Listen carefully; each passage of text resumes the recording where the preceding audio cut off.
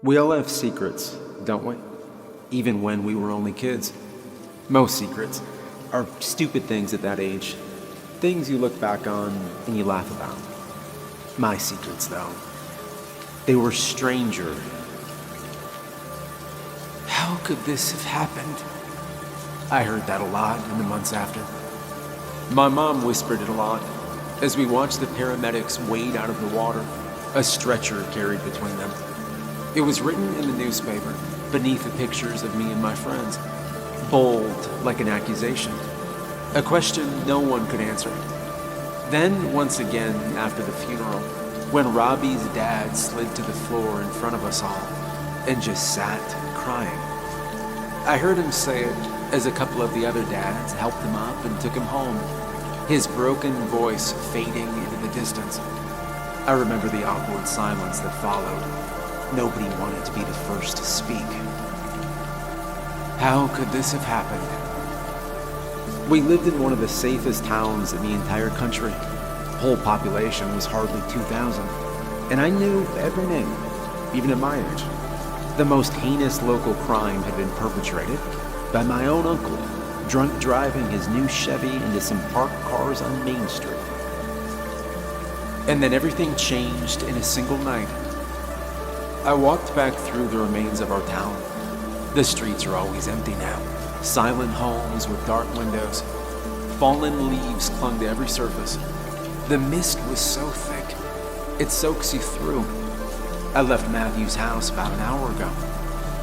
I took the hill road that winds down to the bay. Moonlight filtered through the trees. You can see the whole valley on the first few turns. The forest is reclaiming this place. Branches hung over roads and abandoned homes. Weeds started taking backyards and driveways. Hurts to see it. I tried telling myself it's just something that happens. Towns fade away, folk leaving for 100 different reasons. But this was our town. This was my home. You understand? I ended up at my parents' place now, if I can still call it that. They moved years ago, and I've been trying and failing to sell it for them ever since. Nobody's interested. Even the few who come to see it, they never call again. Whole town's the same. People, they just don't want to come back. The phone was ringing when I came in the door. I had that sinking feeling in my stomach as I reached for it, knowing it would be Matt's wife, Celia. I know why she'd be calling. "He's gone," she'd said, her voice more tired than anything. After a moment, I'd started to say I was sorry, but she'd already hung up, and I don't blame her. She'd read about what happened to us when we were boys, and she was smart enough to realize there was more to it, more than Matt would ever tell her. Took it to his grave in the end. I think she hates me for being part of the secret that hurt him so much. I don't blame her for that either. I put the phone down and sat watching it, waiting for something else. I don't know what. Eventually I made some coffee, and I let it go cold. I took my coat off and kept it on my lap, breathing heavy like I'd run a marathon. Matthew, gone at 59. At least I saw him before the end. What the cancer left of him anyway. I'd known Matt since kindergarten. When we looked so alike, people thought we were brothers. I thought of the three of us together, me and Matt and Robbie, boys with their whole life ahead of them. And then I had to stop, because I could feel tears coming on. And that's when I started writing this. God knows why. I suppose I got a story to tell and no one to tell it to. Honestly, I didn't even know if I could do it. If I could finally speak about what happened. If the spell was broken. But here we are. I guess there's no one left to hide it from. When I was 5 years old, my imaginary friend saved my life. I know. Stupid. Just give me a minute. She was the same age as me. Short, dark hair and olive skin, bright eyes, and a smile. She came to my bedroom window, and she would sit on the ledge, just swinging her feet. We whispered to each other so my parents didn't hear, talking till the sun sank and the air grew cold. I never saw her anywhere else, and I never even knew her name. In my head, she was always just the girl. From my earliest memories of her, I understood she wasn't a person like me. I saw her vanish once after leaving through the window. She disappeared before her feet touched the grass. I accepted this, as only a young child can. That line between reality and fantasy hadn't really been formed yet at that age. How long had I known her? What did we talk about? I don't honestly know. How much do you remember from that age? But the first time I can really remember any details about one of her visits, well, it was before the fire in '68. My parents were away for the night, so I was staying with my aunt and uncle. They had no kids of their own, so I got a sleeping bag in the spare room. The girl's voice woke me up in the dark of night. I remember I wasn't scared, just a little surprised, seeing her anywhere other than my room. But there she was, sitting on the floor, like it was the most normal thing in the world. "Get up, Jamie," she whispered. "Quickly." I remember sitting up and rubbing my eyes. I coughed, and I realized there was a smell of smoke in the air. "There's a fire downstairs. You need to get out," she said, pointing to the door. I heard the crackle of the flames, saw the light of the blaze shining onto the lawn outside. "Quickly, Jamie, the back door," she pointed. I ran to the hall, shouting for my aunt and uncle as I ran to their room. Truth be told, it's all a blur after that. I remember seeing my aunt sit up in bed, heard my uncle shout, and then a crash from downstairs, and all of us coughing. My eyes started stinging, and there was a blast of heat before we rushed into the chilly night air. The three of us made it out all right, but it was too late for that house. Not even the arrival of the fire department could save it. I didn't find out what caused the fire till years later. It seems my uncle had too much to drink, started cooking something, then forgot about it and went to bed. It would be a lie to say it wasn't like him. My parents took me home in the morning. There was a coldness between our families that I never felt before. It was the final straw between my father and his brother. To my knowledge, they never spoke again. His wife left him soon after, and he disappeared from town. God knows whatever happened to him. Anyway, the next night back home, my friend visited again. I was lying wide awake, wondering if she would. "You saved lives last night," she told me. "You're a hero." Now, I wasn't sure of that, but I was a young boy and it made me feel good, so I took it. I remember her leaning back out the window and looking up to the sky, a half smile on her lips, as always. "Remember, James," she said, "I'll always watch out for you, but you have to keep my secret, okay? If you tell anyone about me, I can't ever come back." "I won't tell anybody," I said. "You promise?" Her eyes twinkled. "I promise," I said. "Swear?" Her smile grew wider. "I swear," I said. She gave a little laugh, face lit in the moonlight, and then she was gone. Seasons went by, birthdays and Christmas, Halloween and Thanksgiving. Mom walked me to school on weekdays, and Dad drove us to church on Sundays. 3 years passed like this, safe and familiar. My closest friends in those years were Matt and Robbie. I already knew Matt when we started class together. His family only lived a street away. He had one sister, 2 black Labradors, and too many cats to count. He was confident and outgoing in all the ways I wasn't. So we made a great team. Robbie, we first met in school. He was always the biggest kid in class. He could pass for a few years older, and he acted like it too. His family had only arrived in town at the start of the year. They moved into the old house by the lakeside. Robbie's father was a strange one. The man was nice as pie with other parents around, but cold as ice otherwise.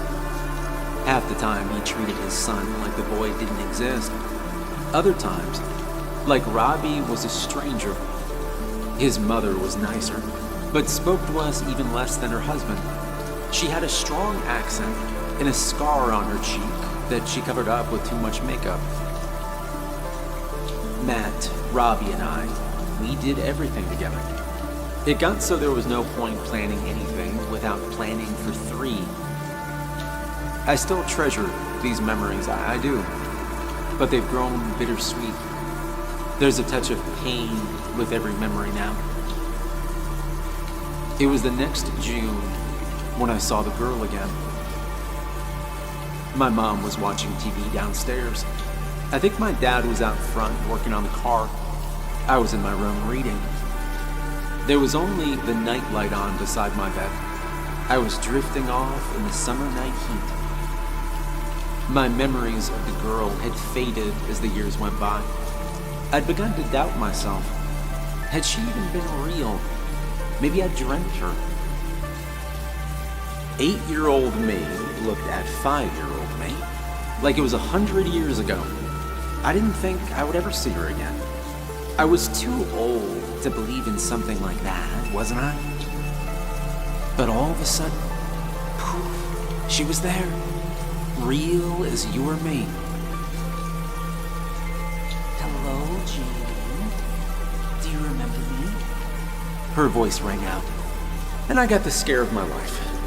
I was about to call for my dad when I did recognize her. She had aged as I did, but not so much that I didn't know those eyes. More than anything, though, it was the aura she brought that triggered my memory. How do I explain it? It was like being with her had a dreamlike quality, like being a little drunk and a little sleepy. The whole world felt further away except for her and her voice. I remember, I replied, trying to sound surer than I was. I sat up, and my book fell to the floor.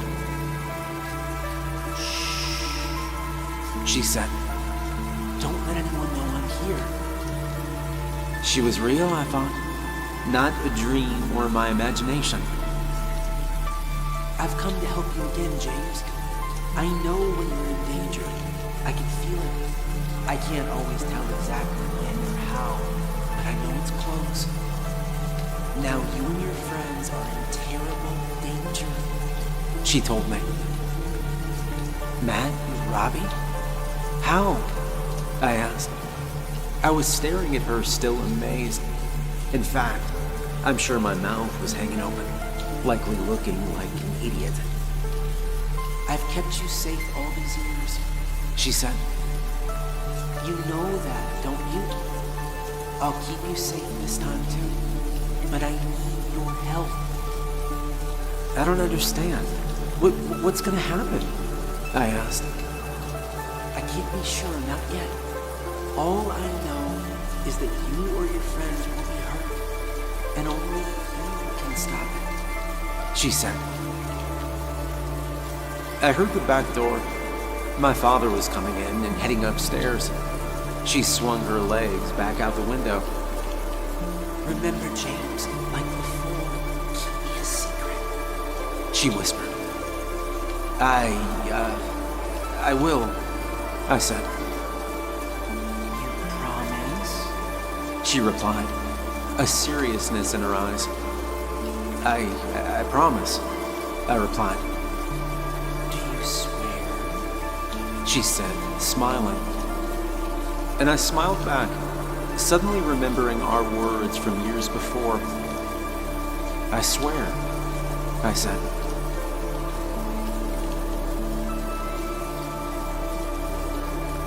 The rest of the summer was like any other. Hot days filled with swatting flies as we hiked through the forest, jumping in the lake, and riding bikes till we could hardly see home. Every day, I found myself thinking about the girl. Should I tell someone about her? What danger could we be in? In the end, I chose to keep quiet. She'd saved me once before, hadn't she? Surely she deserved a little trust. That was the same July Robbie ran away from home. He went off into the hills for a night until Officer McKinn found him. He was eating pop rocks and trying to make a fire. We knew something was wrong with him the day before. Robbie was muttering under his breath and cursing like his father. He never told us why he did it, never once even spoke about it. It wasn't long after that, Nat brought up the three of us going camping again. The previous year, we had stayed overnight on the small island out on the lake. It was only 50 yards from Robbie's house on the shore. So, it was just safe enough to get past our parents.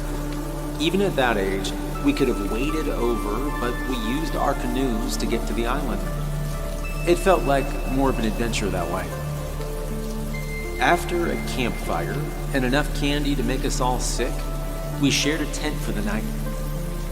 Robbie's dad told our parents he would keep an eye on us last time. Said he'd come over for regular checks and watch our campfire. He didn't actually do any of that, but because we didn't want to cause trouble, we told our families he did. Well, August soon arrived. The days were growing shorter and nights colder. It was the last week that would be warm and dry enough to camp out, so we got the okay from our parents for that Saturday. The girl came to see me the night before. All I could make out was a hushed voice in the dark, her silhouette in the open window. It's gonna happen tomorrow night, James. On the island, I'm sure of it. If we know that, can I just stay away?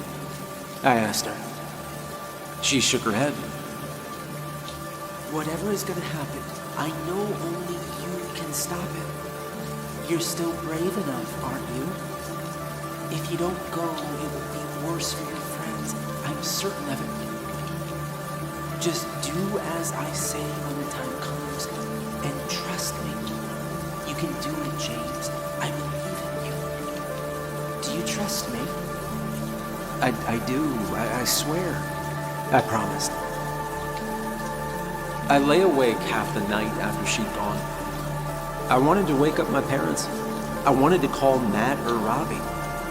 I wanted to tell someone, anyone, but even the thought of doing so, it made my throat tighten.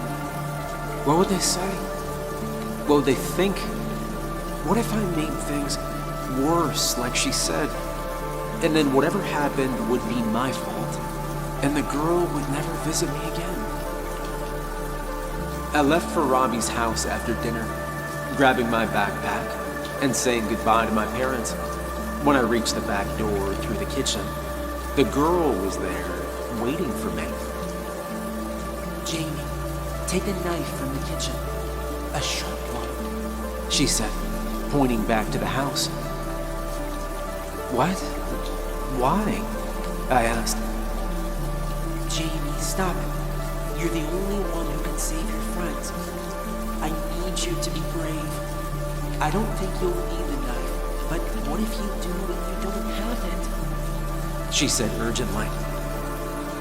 I hesitated. I didn't really want to do it, but I snatched a knife from the drawer and I rushed out. I'll put it back as soon as I'm home, I thought. Maybe nobody will even notice. I rode my bike to the lake, the sun low but still warm on my face. When I got there, Matt and Robbie were standing by the canoes. They were looking impatient or angry with each other. I wasn't sure which or why. As for me, I couldn't hide my nerves. I kept touching my pocket where the knife was, no matter how much I tried to stop. We paddled across in silence, the plastic oars cutting through the reflections of the sky. The sun sank between the hills, and giant clouds moved overhead.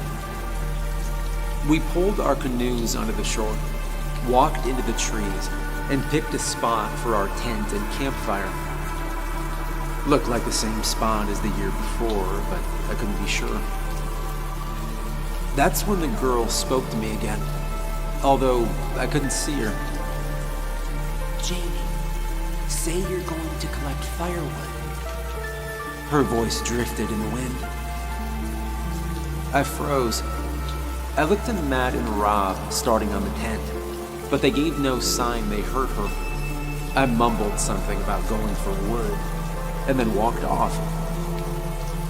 Neither of them answered. That dreamlike quality which came with her had returned, but it was sharper somehow. It felt like 1,000 threads tightening around me. And then I heard raised voices, Robbie and Matt. I dropped the sticks and I ran back. They stood facing each other, a gun in Robbie's hand. I remember how strange it looked. Too big and awkward for his thin arm. We found out afterward he had stolen it from his mother. What are you doing? I asked.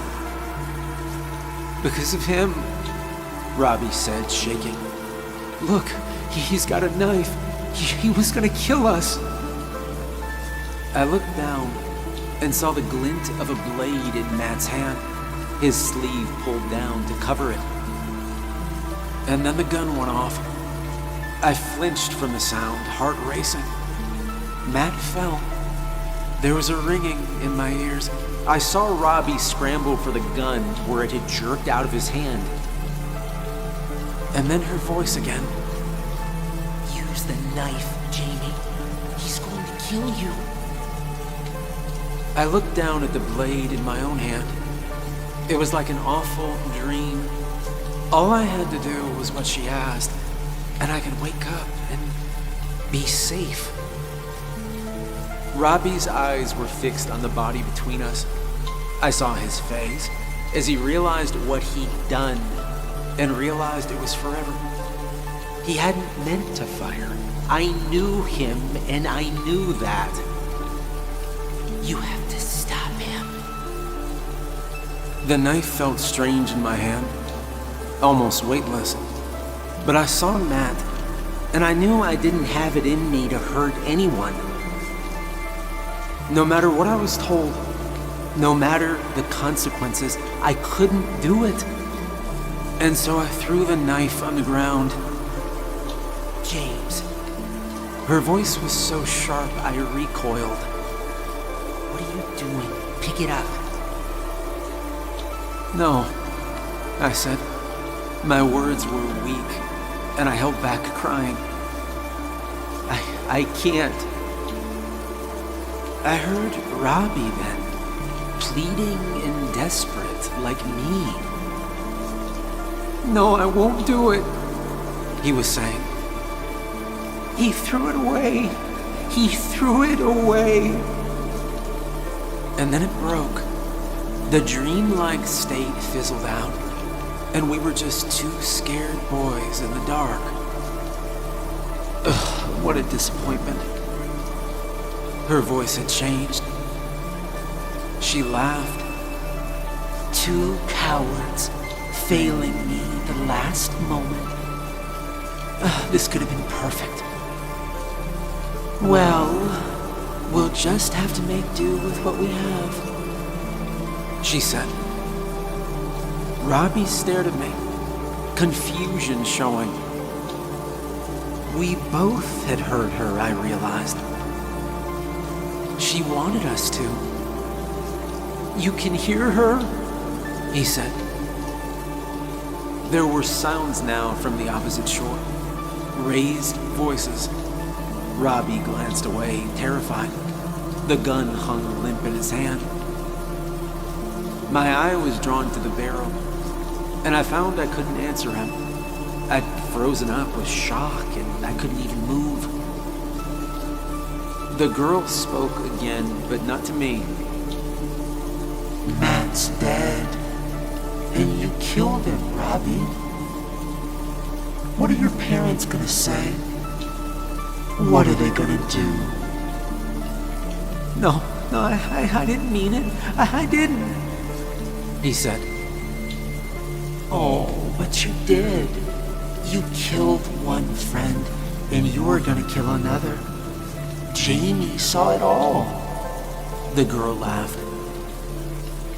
But you said he was gonna hurt us. You said I was the only one who could stop it. I heard more shouting. People were splashing through water and getting close. Did I? She asked. Is that what I said?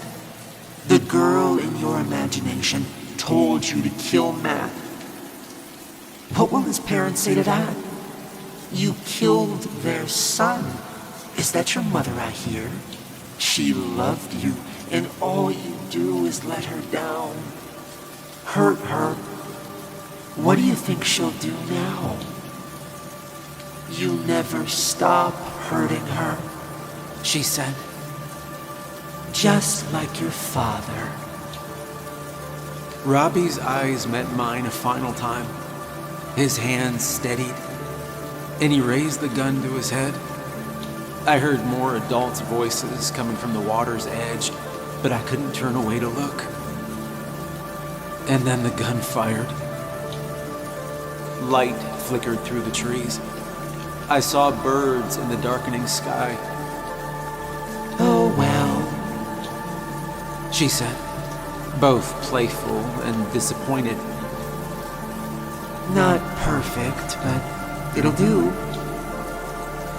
The three of you were fun while you lasted. Sleep tight. I heard the sounds of approaching feet, people calling our names. I could see both bodies on the ground. Someone was shaking me, but I couldn't move or answer. And then someone started screaming. I heard her screaming until it all went dark, and the only thing I can remember is the girl laughing.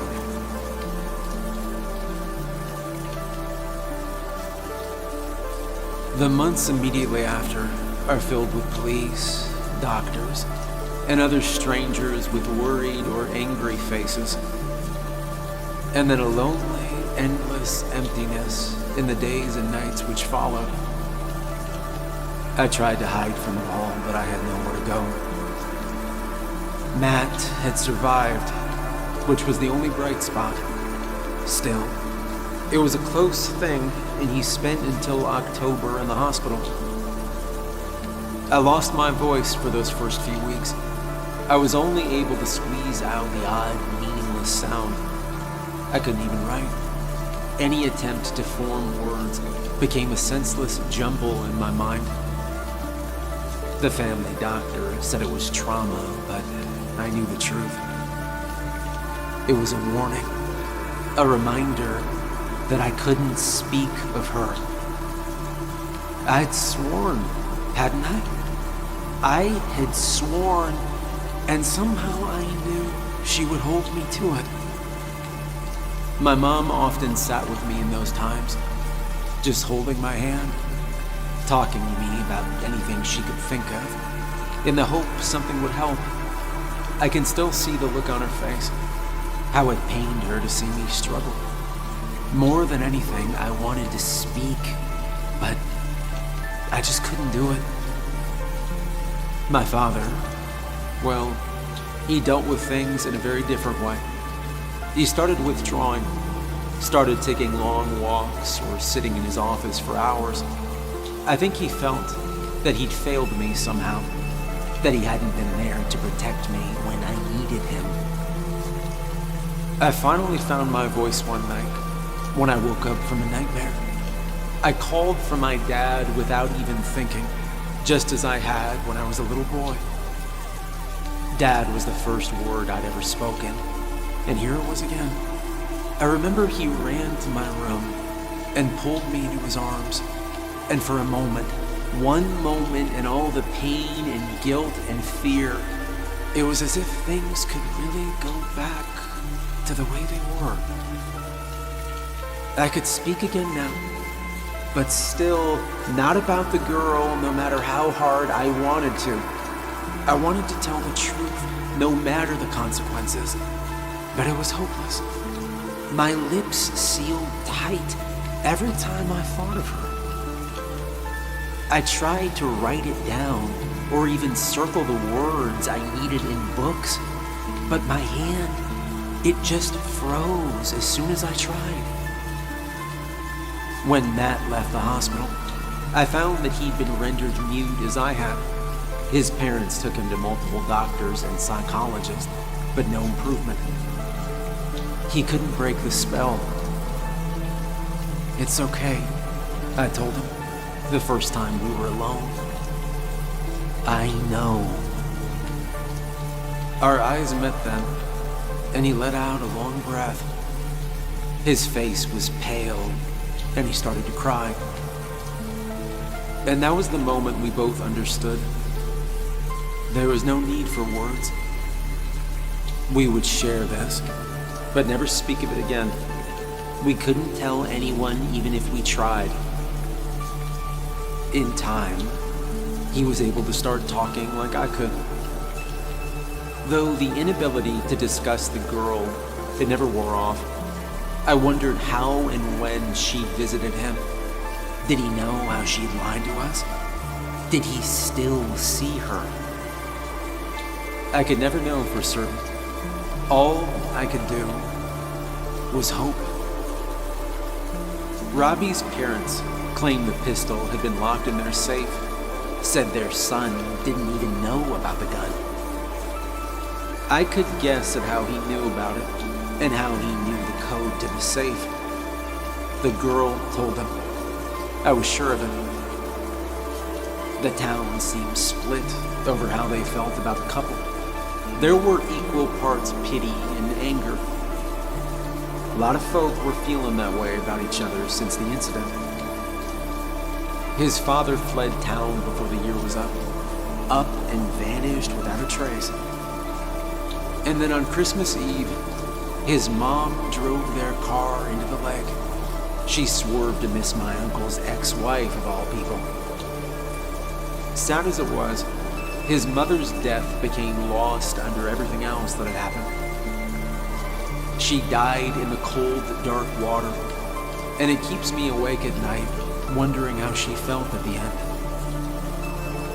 People spoke about that family, like they brought this evil to our town, like they carried it here with them in their beat-up station wagon.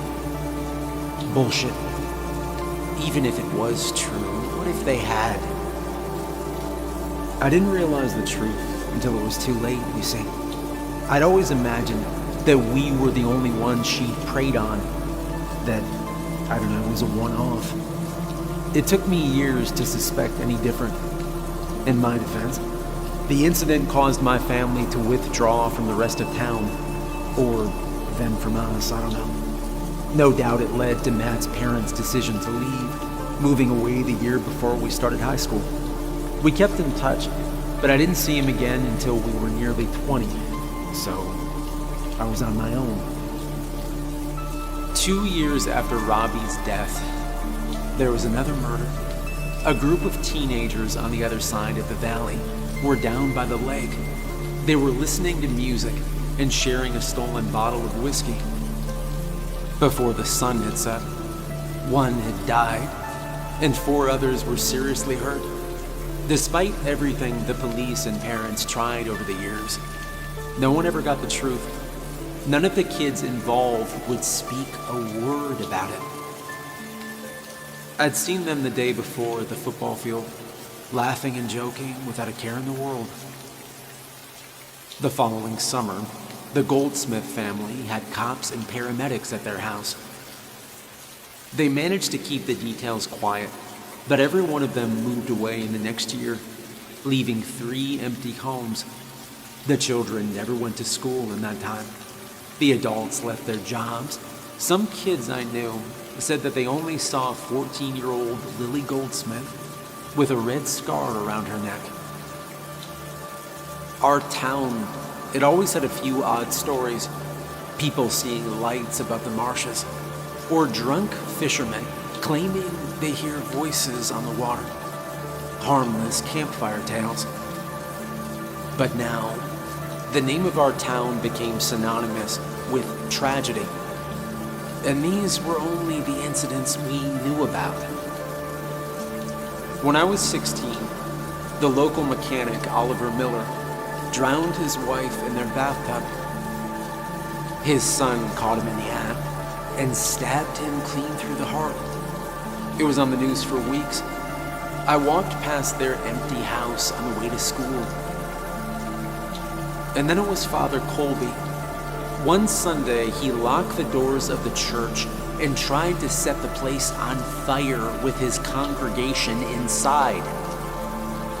My dad and a couple of others managed to stop him. But he died of a stroke before they got him to the hospital. There's a devil among us, Father Colby had told people, wild-eyed and shaking. His last words were, "I've seen her. She always did like fire," I thought.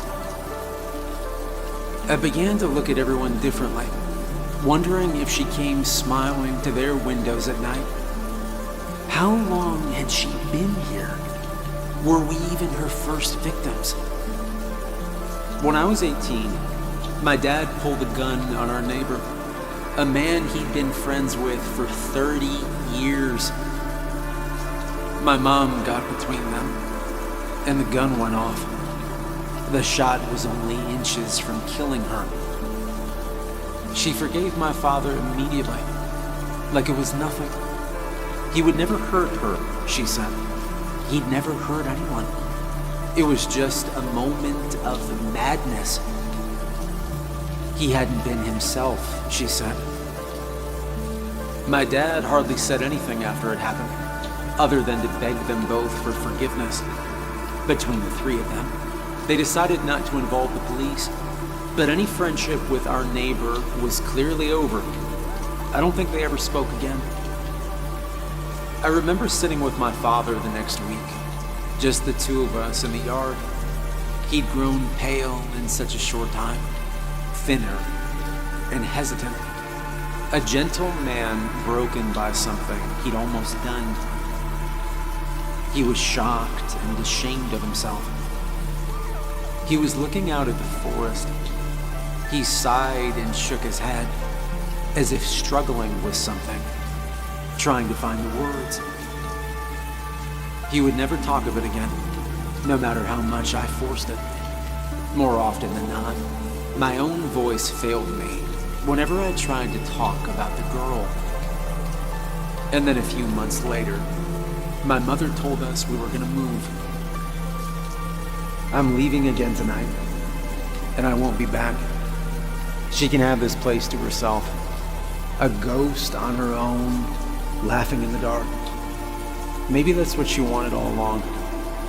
I've often wondered if she still watches me even now. Will I wake up tonight and see her at my window smiling? Will I hear her laugh again before I open my eyes? Or has she left us behind? Maybe she's starting again in a new town. If not me, then who does she visit? All I can say is that I hope you never see her.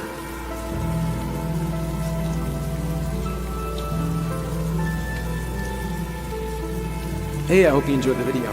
Special thank you to all my patrons. If you'd like to become a supporter on Patreon, there's a link in the description. I hope you have a great night, and thanks for watching.